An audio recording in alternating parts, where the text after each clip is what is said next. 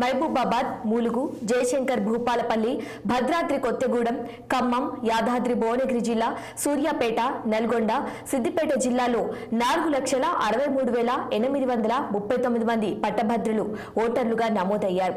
వారి కోసం 12 జిల్లాల పరిధిలో 605 పోలింగ్ కేంద్రాలను సిద్ధం చేశారు. ఖమ్మం జిల్లాలో అత్యధికంగా 118, అతి తక్కువగా సిద్దిపేటలో 5 పోలింగ్ కేంద్రాలను ఏర్పాటు చేశారు.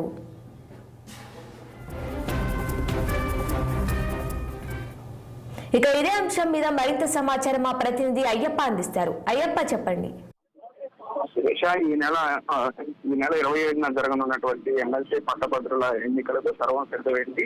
ఖమ్మం జిల్లాలో 83,879 మంది పట్టభద్రులు ఓటు హక్కుని వినియోగించుకోనున్నారు. 118 పోలింగ్ కేంద్రాలు కూడా ఇప్పటికే ఏర్పాటు చేశారు.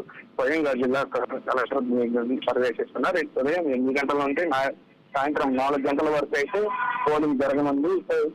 పూర్తిగా వైన్ షాపులు ఈ రోజు నుంచి పోలింగ్ జరిగేంత వరకు కూడా పూర్తిగా బంద్ చేశారు. 144 సెక్షన్ కూడా అమల్లో ఉండబోతుంది.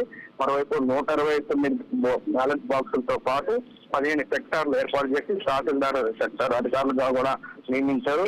అయితే ఈ నెల 26 అంటే ఈ రోజు SRBIJR కాలేజ్ గ్రౌండ్ లో పూర్తిగా భారీ బందోబస్తు కూడా ఏర్పాటు చేసిన పరిస్థితి అయితే చూస్తున్నాం.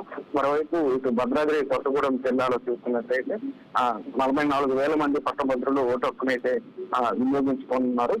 పూర్తిగా ఇక్కడ కూడా అంటే మావోయిస్టు ప్రభావిత ప్రాంతాల్లో కూడా కట్టుదిట్టమైన ఏర్పాట్లు అయితే చేసిన పరిస్థితి ఉంది. జిల్లాలో మహిళా ఓటర్లు 5,000 మంది ఉండగా అత్యధికంగా పాలవంతులు అయితే 4,000 మంది ఓటు హక్కునైతే వినియోగించుకున్నారు. జిల్లా వ్యాప్తంగా భద్రాద్రి కొత్తగూడెం జిల్లా వ్యాప్తంగా 55 పోలింగ్ కేంద్రాలు అయితే ఏర్పాటు చేసిన పరిస్థితి అయితే ఉంది. మొత్తం మీద జిల్లాలో ఇటు ఖమ్మం జిల్లాలో 80,000 మంది ఓటు హక్కును వినియోగించుకుంటే భద్రాద్రి కొత్తగూడెం జిల్లాలో 40,000 మంది ఓటు హక్కును అయితే వినియోగించుకున్నారు. కొత్తగూడెం డివిజన్ పరిధిలో చూసుకున్నట్టయితే 28,000 మంది పట్టభద్రుల ఓటు హక్కు అయితే నమోదయ్యారు. ఇప్పటికే వీటికి సంబంధించినటువంటి 39 పోలింగ్ కేంద్రాలు అయితే ఏర్పాటు చేశారు. అయితే ఈసారి ప్రతిష్టాత్మకంగా పార్టీలు అయితే నిర్వహించారు. ఈ అత్యధికంగా కూడా పట్టభద్రులు వినియోగించుకున్న పరిస్థితి మనం చూస్తున్నాం. జిల్లా స్థాయి అధికారి పూర్తిగా ద్వారా చేయబోతున్నారు. కేంద్రాల్లో వైద్య సదుపాయాలు కూడా విధంగా బ్యాలెట్ బాక్స్ ఎన్నికల సామాగ్రి రవాణా సంబంధించి కూడా ఏమైనా ఏర్పాటు చేసి పూర్తిగా పోలింగ్ కేంద్రాలకి తరలించే పరిస్థితి మనం ఖచ్చితంగా చూస్తున్నాం. Right Ayyappa, thank you.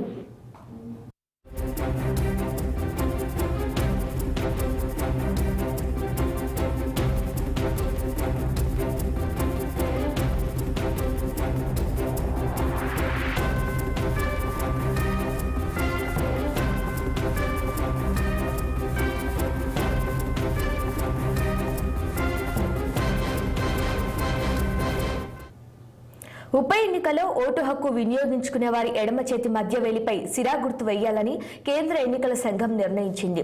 సాధారణంగా ఎడమ చేతి చూపుడు వేలిపై ఇండెలిబుల్ ఇంక్ పూస్తారు. ఇటీవలే జరిగిన లోక్సభ ఎన్నికల సందర్భంగా ఎడమ చేతి చూపుడు వేలిపై వేసిన గుర్తు ఇంకా చెరిగిపోనందున మధ్య వేలిపై గుర్తు వేయనున్నట్లు ఎన్నికల సంఘం అధికారి చెప్పారు.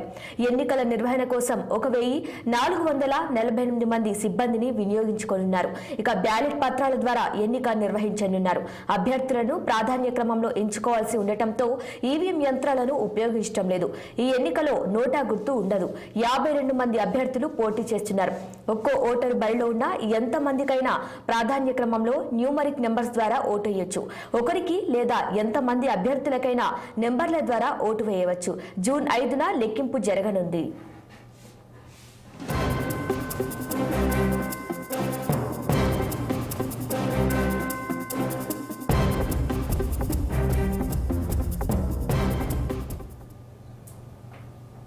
ఇక ఇదే అంశంపై మరింత సమాచారం మా ప్రతినిధి పరమేష్ అందిస్తారు. పరమేష్ చెప్పండి.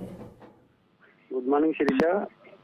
వరంగల్, ఖమ్మం, నల్గొండ పట్టభద్రుల ఉప ఎన్నికలకైతే సర్వం సిద్ధం చేశారు. అయితే నేడు డిస్ట్రిబ్యూషన్ సెంటర్ నుంచి అయితే పోలింగ్ సిబ్బందికి పోలింగ్ సామాగ్రి అయితే పంపిణీ చేయడానికి కూడా అధికారులు అయితే అన్ని సిద్ధం చేసినటువంటి పరిస్థితి అయితే ఉంది. ఎమ్మెల్సీ ఉప ఎన్నికలకు సంబంధించినటువంటి ఈ ఏదైతే రేపు ఎన్నిక పోలింగ్ ఉన్నారో దీనికి సంబంధించినటువంటి ఏర్పాట్లు కూడా అధికారులన్నీ ఏర్పాట్లన్నీ పూర్తి చేశారు. అయితే ఎక్కడ కూడా ఎలాంటి ఏవి జరగకుండానైతే కట్టుదిట్టమైన చర్యలు కూడా చేపడుతున్నటువంటి పరిస్థితి అయితే ఉంది.